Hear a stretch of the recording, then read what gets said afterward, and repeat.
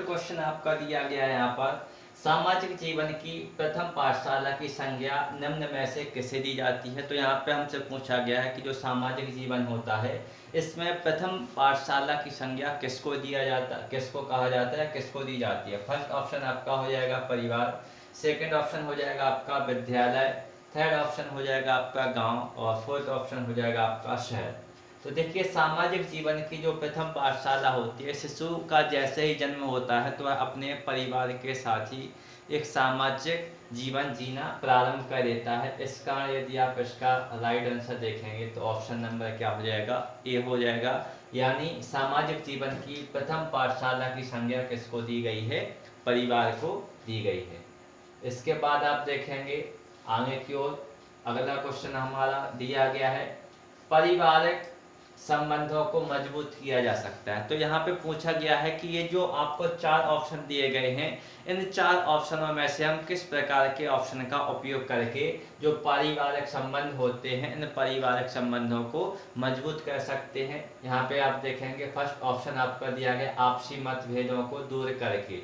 देखिए पहला ऑप्शन ही हमारा जो दिया गया है, ये इसी में हमें आपको समझ में आ गया होगा कि जो आपसी जो मतभेद होते हैं, आपसी मतभेदों को यदि हम दूर कर दें तो जो हमारे पारिवारिक जो संबंध होते हैं, ये पारिवारिक संबंध कैसे हो जाएंगे, मजबूत हो जाएंगे। तो इसका राइट आंसर आपका फर्स्ट ऑप्शन हो जाएगा कि जो आपसी मतभेद होते हैं, आपसी मतभेदों को दूर करके क्या किया जा सकता है, पारिवारिक संबंध जो है, पारिवारिक संबंधों को मजबूत किया जा सकता है। यहाँ पे आप देखेंगे थर्ड क्वेश्चन आपका क्या दिया गया है, निम्न में से संयुक्त परिवार का एक गुण नहीं है। देखिए आजकल परिवारों का यदि आप देखें तो एकल परिवार का प्रथा, एकल परिवार का चलन ज़्यादा चल रहा है। यहाँ पे पूछा गया संयुक्त परिवार का यहाँ पे पूछा गया है गुण नहीं है। तो यहाँ पे आपको देखना है कि जो संयुक्त परिवार होते हैं, संयुक्त परिवारों का कौन सा गुण नहीं होता है। तो सबसे पहले यहाँ पे आप देखेंगे कृषि व्यवस्था के लिए उपयुक्त, दूसरा हो जाएगा ऑप्शन आपका शासन व्यवस्था का एक छोटा स्वरूप, आलस्य का अभाव, श्रम विभाजन की सुविधा। अब पूछा क्या गया, संयुक्त परिवार का एक गुण नहीं है। तो यहाँ पे यदि आप देखेंगे तो संयुक्त परिवार का एक गुण नहीं है, कृषि व्यवस्था के लिए उपयोग। ये तो अच्छी बात है, सभी लोग एक साथ रहेंगे तो कृषि व्यवस्था अच्छे से चलेगी। शासन व्यवस्था का एक छोटा सा स्वरूप है, ये भी आपका हो जाएगा। आलस्य का अभाव, अब देखिए आलस्य, अब जब कई व्यक्ति एक साथ रहेंगे तो उसमें किसी न किसी व्यक्ति में क्या रहेगा, आलस्य का अभाव रहेगा। तो यहाँ पे यदि आप देखेंगे आलस्य का इनमें क्या पाया जाता है, अभाव पाया जाता है। तो इसका राइट आंसर आपका क्या हो जाएगा, आलस्य का अभाव, यानी ऑप्शन नंबर सा इसका क्या हो जाएगा, राइट आंसर हो जाएगा। इसके बाद आप देखेंगे अगला क्वेश्चन, चौथा क्वेश्चन आपका दिया गया है, निम्न में से परिवार किसका एक संघ है। तो यहाँ पे पूछा गया है, आपको चार ऑप्शन दिए गए हैं, उपभोग का, दैनिक आवश्यकताओं की पूर्ति का, वैवाहिक व्यवस्था का, उपरोक्त में से कोई नहीं। तो देखिए उपभोग का तो है नहीं कि जो आपका परिवार है किसका एक संघ है, मानो उपभोग नहीं किया जाएगा। दैनिक आवश्यकताओं की पूर्ति का, ये आपका ऑप्शन नंबर सेकंड राइट हो जाएगा कि जो दैनिक आवश्यकताएं हैं, दैनिक आवश्यकताओं की क्या की जा सकती है, यहाँ पर पूर्ति की जा सकती है। ये आपका क्या हो जाएगा, परिवार एक इसका क्या हो जाएगा, दैनिक आवश्यकताओं की पूर्ति का एक संघ हो जाएगा। तो आपका राइट आंसर क्या हो जाएगा, ऑप्शन नंबर सेकंड इसका राइट आंसर हो जाएगा।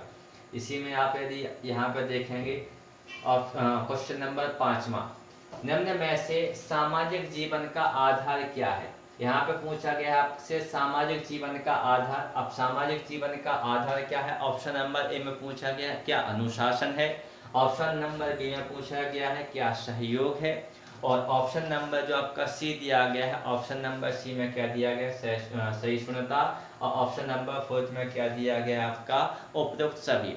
तो देखिए नॉर्मल क्वेश्चन था आपका, सामाजिक जीवन का आधार। एक तो हमारे सामाजिक जीवन के लिए हमें किसकी आवश्यकता होती है, अनुशासन की भी आवश्यकता होती है। अनुशासन के साथ साथ हमें एक दूसरे के सहयोग की भी क्या होती है, आवश्यकता होती है। साथ में यहाँ पर हमें किसकी आवश्यकता होती है, सहिष्णुता की भी आवश्यकता होती है। यानी आपका जो राइट आंसर हो जाएगा ये क्या हो जाएगा, उपरोक्त सभी हो जाएंगे। तो इसका राइट आंसर आपका क्या हो जाएगा, उपरोक्त सभी हो जाएगा। अब देखते हैं क्वेश्चन नंबर 6वां दिया गया है, निम्न में से किस रूप में किसी व्यक्ति की मनोदशा पर पारिवारिक वातावरण का प्रभाव पड़ता है। माने कौन सी स्थिति में जो व्यक्ति होता है उस व्यक्ति की मनोदशा जो होती है, उस मनोदशा पर व्यक्ति की पारिवारिक वातावरण का प्रभाव पड़ता है। पहला ऑप्शन आपका यहाँ पे दिया गया है शारीरिक विकास। जो शारीरिक विकास की जो क्रिया होती है, क्या इसके ऊपर मानसिक विकास का प्रभाव पड़ता है? मानसिक विकास, क्या मानसिक विकास के ऊपर प्रभाव पड़ता है? तीसरा दिया गया है चारित्रिक विकास, क्या चारित्रिक विकास के ऊपर इसका प्रभाव पड़ता है? और अगला दिया गया उपरोक्त सभी। तो यहाँ पे आप देख सकते हैं नॉर्मल इसके ऑप्शन दिए गए हैं, शारीरिक विकास के ऊपर भी प्रभाव पड़ेगा, मानसिक विकास के ऊपर भी प्रभाव पड़ेगा, और साथ में यदि आप देखेंगे तो चारित्रिक विकास के ऊपर भी प्रभाव पड़ेगा। इसका हमारा राइट आंसर क्या हो जाएगा? ऑप्शन नंबर 7, यानी उपरोक्त सभी। इसके आपके उपरोक्त सभी में चला जाएगा ये। आगे आप देखेंगे अगला क्वेश्चन दिया गया है हमारा 7वां क्वेश्चन, निम्न में से परिवार का प्रकार है। अब यहाँ पर ऑप्शन हमें दिए गए हैं, इनमें से हमें बताना है कि जो आपका option A B C D, ये जो 4 ऑप्शन हैं, इनमें से हमारा परिवार का प्रकार कौन सा है। सबसे पहले दिया गया है आपका पितृवंशीय। तो देखिए पितृवंशीय भी परिवार होते हैं। देखिए पितृवंशीय, मातृवंशीय, एकल परिवार और संयुक्त परिवार, ये आपके क्या हो जाएंगे? परिवारों के प्रकार हो जाएंगे। तो यहाँ पे आपको देखना पड़ेगा। सबसे पहले दिया गया पितृवंशीय, ये आपका होता है। विवाह पद्धति, यदि आप यहाँ पे देखेंगे तो जो विवाह पद्धति है ये भी होती है। निवास स्थल, यानी आप जिस स्थान पर निवास करते हैं तो ये भी होता है। और ऑप्शन नंबर जो आपका दा दिया गया है, ऑप्शन नंबर दा में क्या दिया गया है हमारा? उपरोक्त सभी।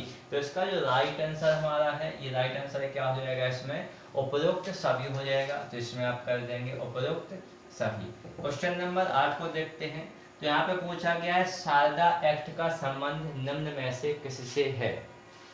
देखिए शारदा एक्ट का संबंध जो है, इसमें हमें बताना है कि जो शारदा एक्ट है, शारदा एक्ट का संबंध निम्न में से किससे है। तो पहला ऑप्शन आपका क्या दिया गया है? बाल विवाह। क्या शारदा एक्ट का संबंध बाल विवाह से है? सेकंड ऑप्शन हमारा दिया गया है दहेज प्रथा। क्या शारदा एक्ट का संबंध दहेज प्रथा से है? और थर्ड ऑप्शन हमारा दिया गया है बाल श्रम। क्या शारदा एक्ट का संबंध किससे है? बाल श्रम से है। और फोर्थ दिया गया आपका अनिवार्य शिक्षा। क्या शारदा एक्ट का संबंध अनिवार्य शिक्षा से है? तो यहाँ पे यदि आप देखेंगे तो जो शारदा एक्ट है, शारदा एक्ट में किसके ऊपर जोर दिया गया है? बाल विवाह के ऊपर जोर दिया गया है। यानी जो शारदा एक्ट बनाया गया इसमें आप बाल विवाह नहीं कर सकते हैं। बाल विवाह का आशय होता है यदि लड़की की उम्र 18 वर्ष से कम है और लड़के की उम्र 21 वर्ष से कम है, तो ऐसे बालक को बाल विवाह की श्रेणी में आते हैं। इनका विवाह एक दंडनीय अपराध स्वरूप माना जाता है। इसके लिए क्या बनाया गया है? शारदा एक्ट बनाया गया है। जिसके लिए यदि आप देखें तो जो गर्ल जो आपकी होती हैं, गर्ल के लिए यदि आप यहाँ पर देखें तो 18 वर्ष विवाह की आयु रखी गई है।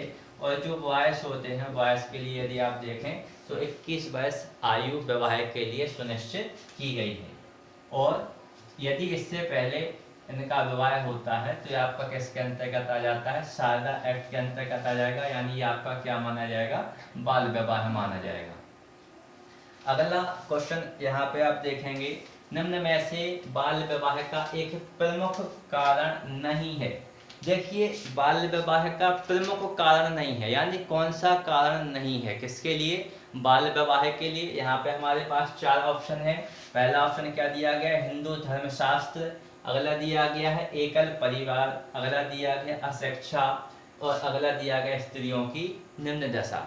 तो देखिए ऑप्शन आपका हो सकता है, पहले यहाँ पे हमसे पूछा गया है हिंदू धर्मशास्त्र, तो यहाँ पे आपका ये नहीं होता। अब यहाँ पे आपको पहले क्वेश्चन देखना, यहाँ पे नहीं है, नहीं है, ये नहीं पूछा गया कि है, नहीं है। तो एक तो यहाँ पे आप देखेंगे तो नहीं है, यानी आपका क्या हो जाएगा? अशिक्षा। तो इसका जो राइट आंसर हमारा है ये क्या हो जाएगा? आपका अशिक्षा हो जाएगा। यानी अशिक्षा ही इसका एक प्रमुख कारण नहीं है, और भी इसके कारण हैं। इसके बाद यहाँ पे अब आप देखेंगे अगला क्वेश्चन,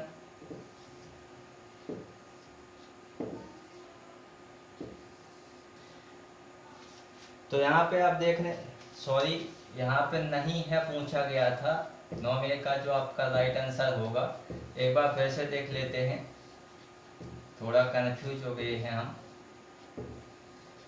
नहीं है ये पूछा गया है, तो एक तो आप यदि आप देखेंगे तो नहीं है यानी अशिक्षा है। थोड़ा सा देख लें, इसको समझ लें, थोड़ा मिस्टेक हो गई है समझाते वक्त। यहाँ पे पूछा गया है बाल विवाह का एक प्रमुख कारण नहीं है।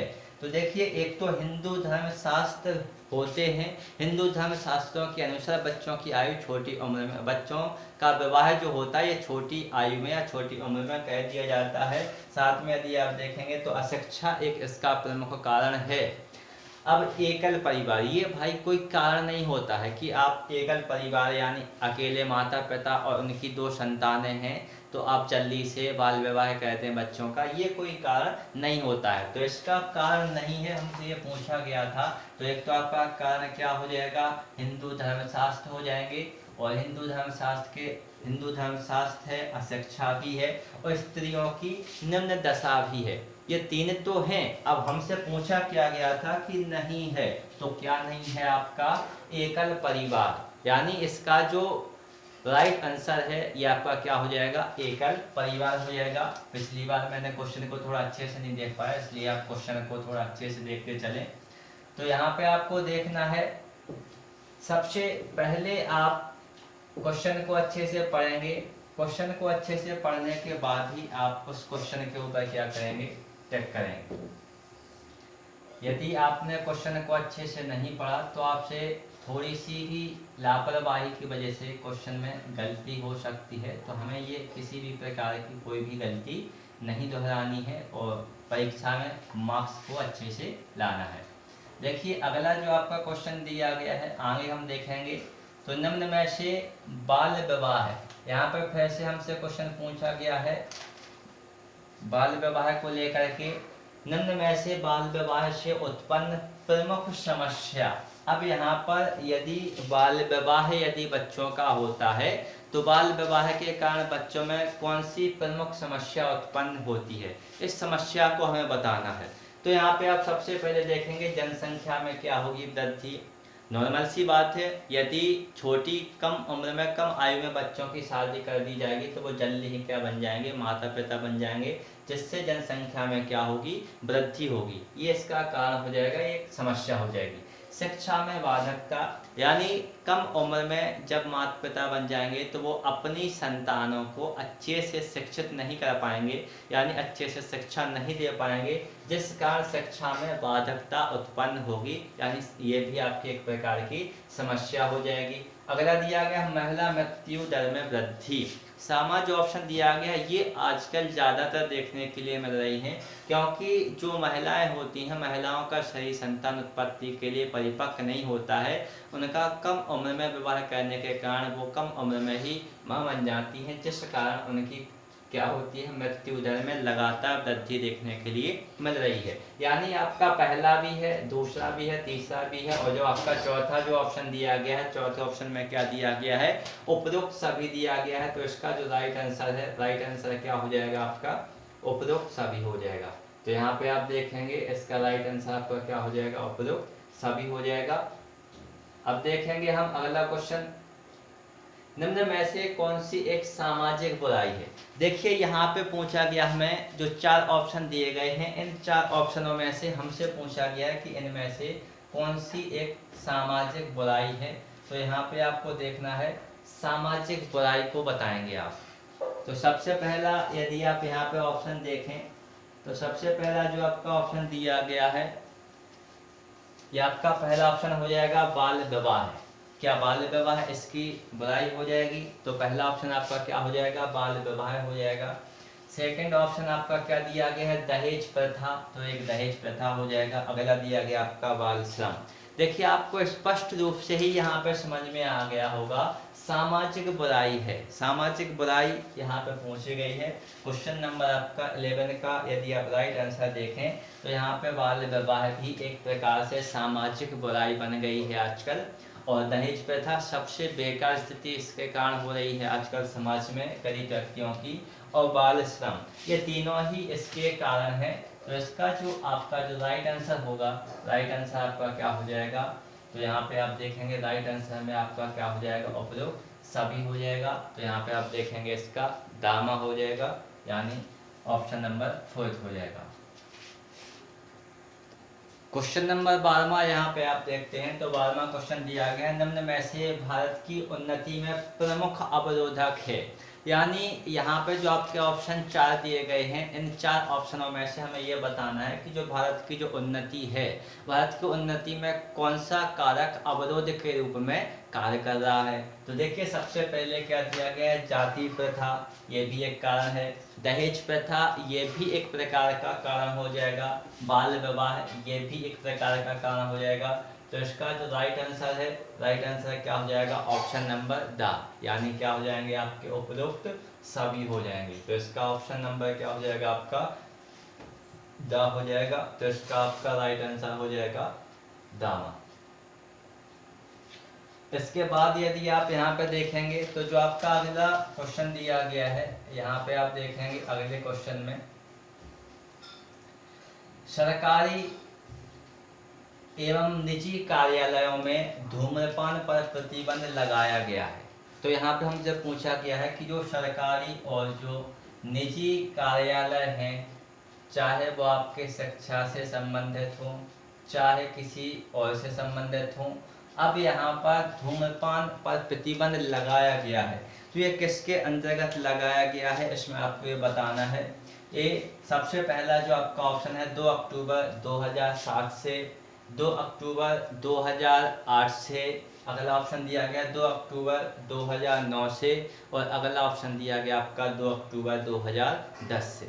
तो यहाँ पे यदि आप देखें, तो सरकारी एवं निजी कार्यालयों में धूम्रपान पर जो प्रतिबंध लगाया गया था, ये आपका 2 अक्टूबर सन 2008 से प्रारंभ किया गया था। तो ये आपको बहुत ही महत्वपूर्ण डेट है, इस डेट को आपको याद करके रखना है।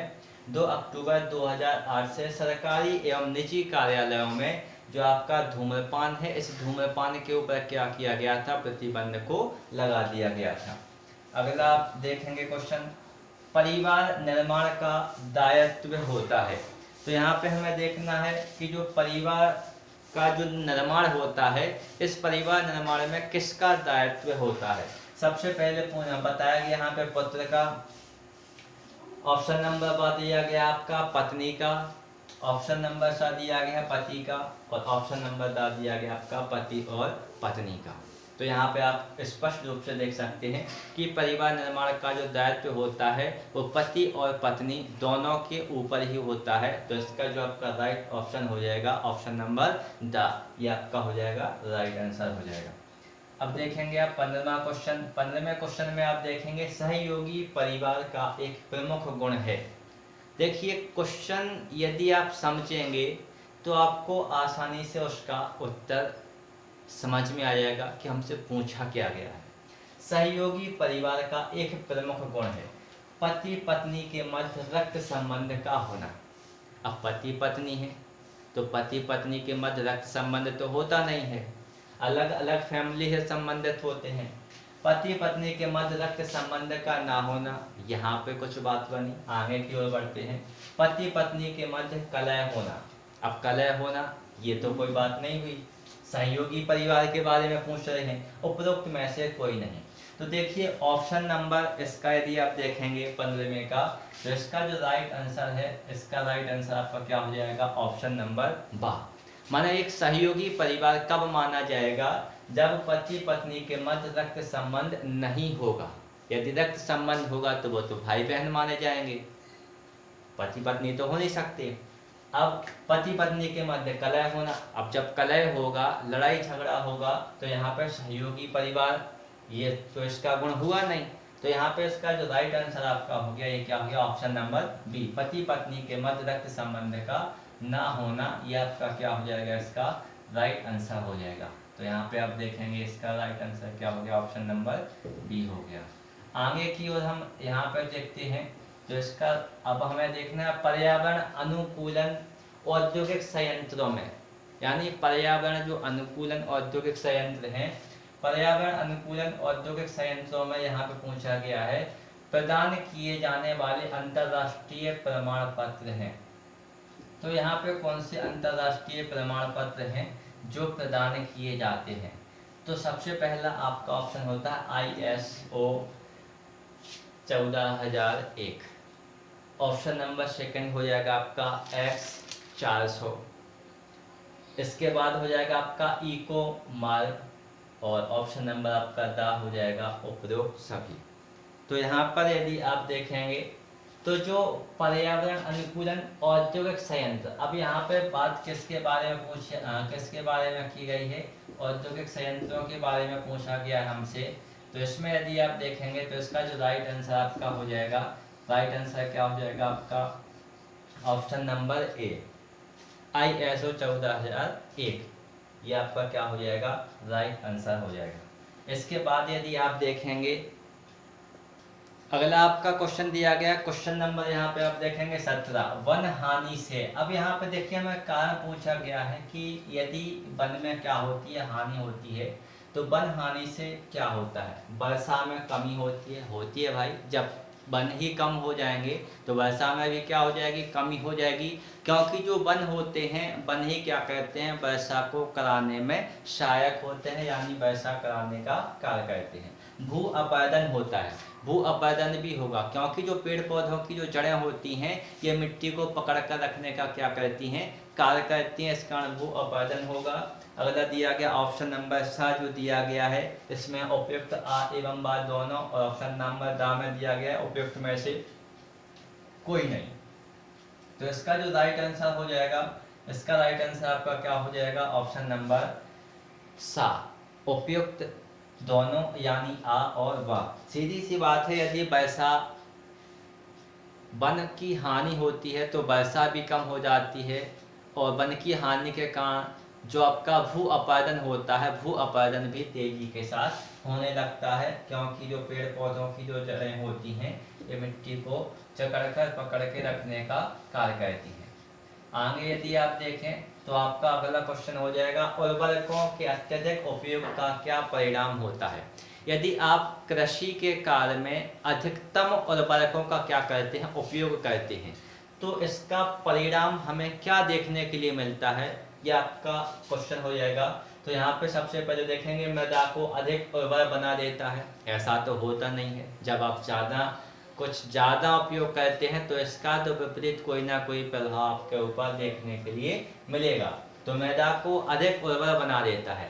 आइए ऑप्शन नंबर आप यहाँ पे बी देखते हैं, तो इसका ऑप्शन नंबर बी दिया गया है, मृदा में दीर्घकालिक उर्वरता कायम रखने में सहायक होता है। ये भी नहीं होता भैया, जब ज़्यादा नहीं बनेगी तो लंबे समय तक उपलब्ध कैसे होगा। अगला हो जाएगा प्रदूषण उत्पन्न करता है, ये कुछ बात हमें अच्छी जमी, तो यहाँ पे क्या हो जाएगा, प्रदूषण उत्पन्न करता है। और चौथे को देख लेते हैं, फसल संरक्षण में सहायक होता है। तो फसल संरक्षण यदि उर्वरकों के द्वारा होता है तो फिर व्यक्तियों का क्या होता। तो इसका जो राइट आंसर हो जाएगा, राइट आंसर क्या हो जाएगा आपका, इसका राइट आंसर आपका होने वाला है। तो यहाँ पे यदि आप देखेंगे तो इसका राइट आंसर आपका क्या हो गया, यहाँ पे आप देखेंगे इसका राइट आंसर क्या हो जाएगा आपका ऑप्शन नंबर क्या हो गया, सा हो गया। यानी यहाँ पर सबसे ज़्यादा हमें क्या देखने के लिए मिलेगा, प्रदूषण देखने के लिए मिलेगा, प्रदूषण जैसी एक समस्या उत्पन्न हो जाएगी। अब हम बढ़ते हैं आगे की ओर। आपका एक पेज पूरा हो जाता है।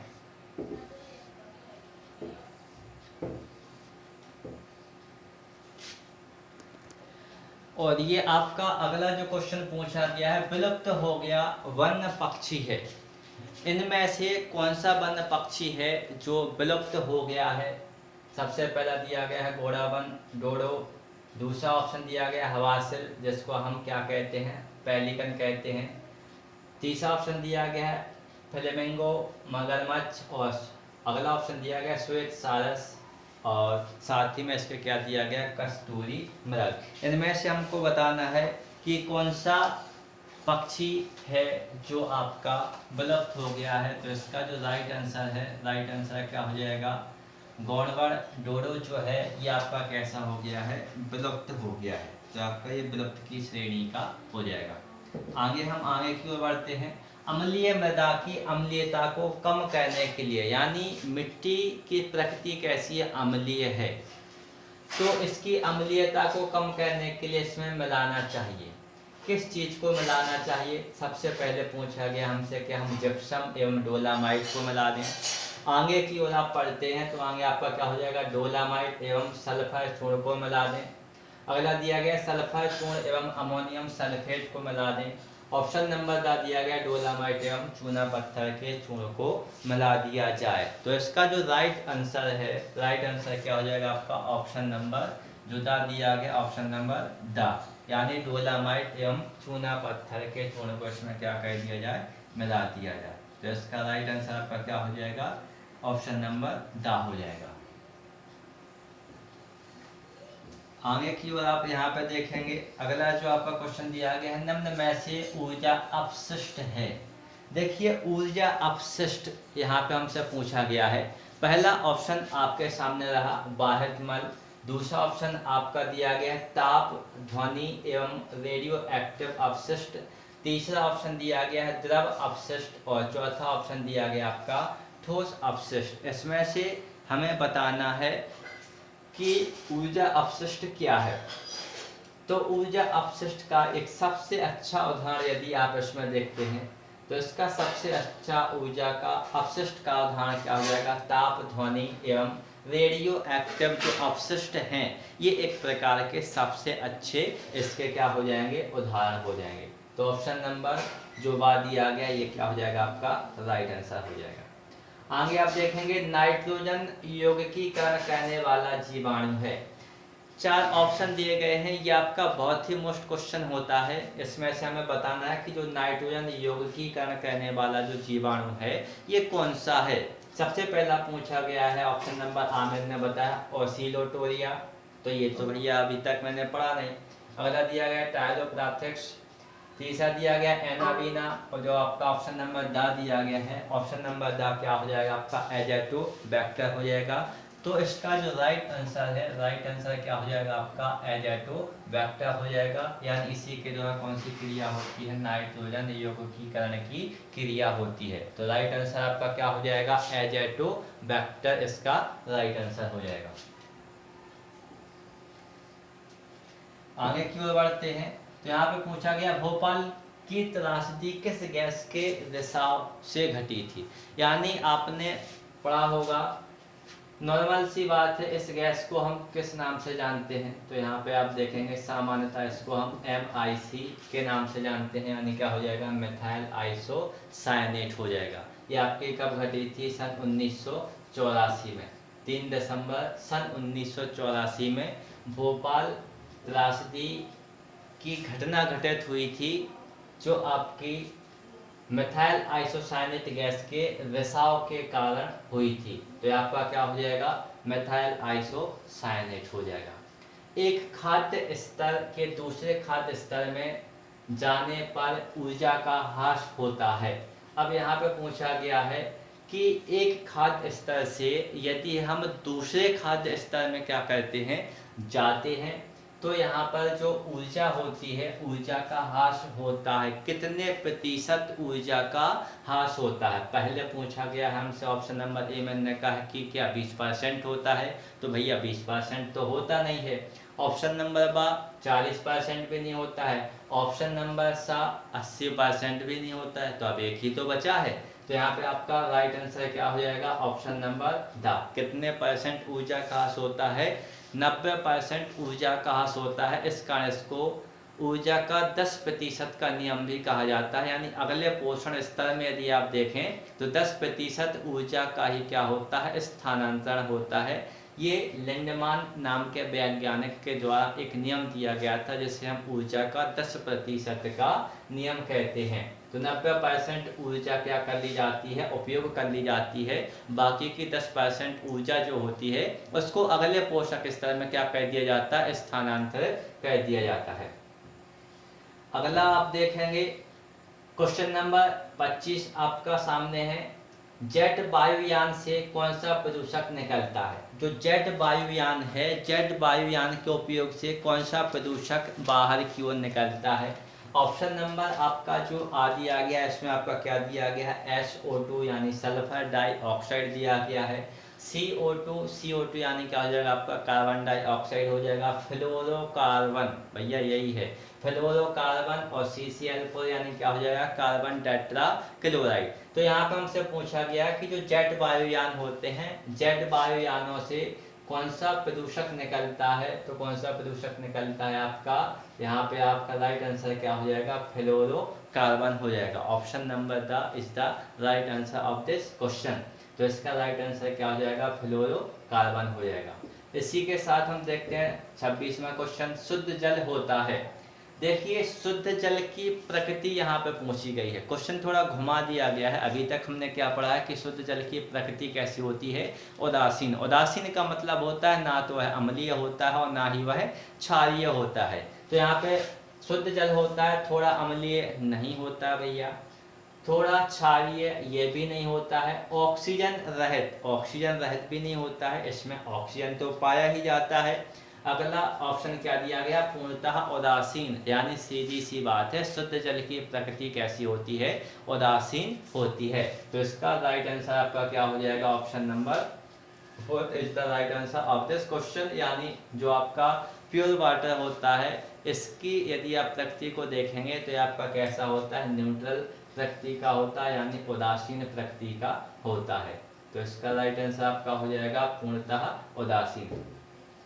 अब देखेंगे आप क्वेश्चन नंबर 27, ब्लू बेबी रोग होता है किसकी कमी के कारण, किसके कारण, माने कौन से प्रदूषण के कारण ब्लू बेबी नामक रोग होता है। जल में मरकरी के प्रदूषण से मिनी माता नाम की बीमारी होती है। याद करके रखना, ये आपका ABS में बहुत ही मोस्ट क्वेश्चन माना जाता है।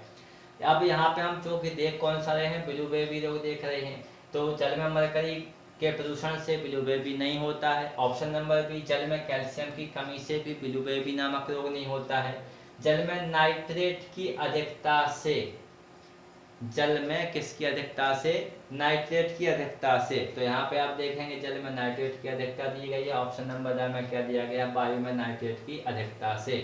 तो ब्लू बेबी सिंड्रोम नामक जो रोग होता है ये नाइट्रेट की अधिकता से होता है। तो इसका जो राइट आंसर दिया गया है ये क्या हो जाएगा आपका, ऑप्शन नंबर द हो जाएगा।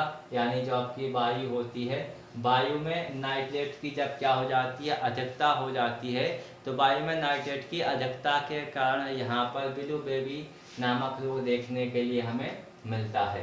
तो इसका राइट आंसर आपका क्या हो जाएगा, ऑप्शन नंबर द हो जाएगा। इसके बाद आप देखेंगे अगला क्वेश्चन। तो यहाँ पे हमारा अगला क्वेश्चन दिया गया है, ये थोड़ा टाइम लगने वाला है, इसके लिए माफ़ी चाहते हैं। हाँ, ये आपके सामने आपका अगला क्वेश्चन आ गया है। यहाँ पे आप देखेंगे निम्नलिखित में से, आपके सामने आपका 28 नंबर का क्वेश्चन दिया गया है। इसमें पूछा गया है निम्नलिखित में से कौन सा ओजोन परत के रिक्तीकरण के लिए उत्तरदायी नहीं है। यानी ये जो कारण दिए गए हैं इन कारणों में से हमें देखना है कि जो आपके ऑप्शन नंबर 4 हैं, इन 4 में से कौन सा कारक है जो ओजोन परत के रिक्तीकरण के लिए उत्तरदायी नहीं होता है। तो इसमें आप देखेंगे सबसे पहला दिया गया प्रशीतकों में प्रयुक्त होने वाला CFC यानी क्लोरोफ्लोरोकार्बन, नहीं है, ये तो है। ठीक है, पिछला क्वेश्चन हम थोड़ा सा कंफ्यूज में चले गए थे, यहाँ पे आपको नहीं के ऊपर देखना है। तो CFC तो होता है। दूसरा ऑप्शन दिया गया है विलायक के रूप में प्रयुक्त मेथिल क्लोरोफॉर्म। तो इसका जो आपका राइट आंसर हो जाएगा, राइट आंसर आपका 28 नंबर का बामा हो जाएगा। यानी विलायक के रूप में प्रयुक्त जो आपका क्लोरोफॉर्म होता है ये आपका ओजोन परत के रिक्तीकरण के लिए उत्तरदायी नहीं होता है। क्लोरोफ्लोरोकार्बन यानी CFC होता है। अग्निशमन यंत्रों में हेलान 1211 होता है, नाइट्रस ऑक्साइड, इन सभी का काम होता है, माने सभी उत्तरदायी होते हैं। लेकिन विलायक के रूप में प्रयुक्त मेथिल क्लोरोफॉर्म का उपयोग नहीं होता है। तो इसका जो राइट आंसर है, राइट आंसर क्या हो जाएगा, ऑप्शन नंबर बी। अगला क्वेश्चन देखेंगे आप 29। हॉट स्पॉट एक क्षेत्र है जिसमें, अब देखिए यहाँ पे हॉट स्पॉट क्षेत्र को पूछा गया है, तो यहाँ पे आपका क्या हो जाएगा, एक पर्यटक स्थल है, रेगिस्तान है, एंडेमिक प्रजातियों की अधिक संख्या है, और ऑप्शन नंबर द दिया गया है गर्म पानी का झरना है।